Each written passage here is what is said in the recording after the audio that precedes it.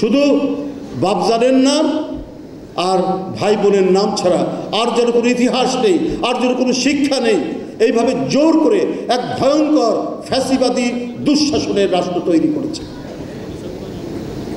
সব প্রতিষ্ঠান তার আত্মীয় স্বজনের নামে, সব কিছু ইতিহাস তার নামে, তাদের নামে। শেখ কামালের নামে সেতু কেন? শেখ কামালের নামে তো ব্যাংক ডাকাতির অভিযোগ আছে। আপনি সেটার আগে ইয়ে করেন, সেটার তো কোনোদিন কোনো ব্যাখ্যা দেননি, সেটা তো আপনি জনগণের কাছে ক্লিয়ার করেননি।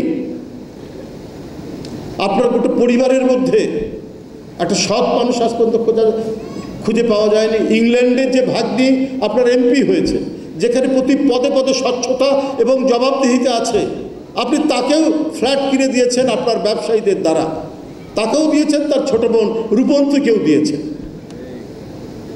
এই তো হচ্ছে আপনার বৈশিষ্ট্য। তা আপনার আমলে কোথায় পাঠাগার হবে, কোথায় গ্রন্থাগার হবে, কোথায় একটা ভালো স্কুল হবে, সেটা হয়নি।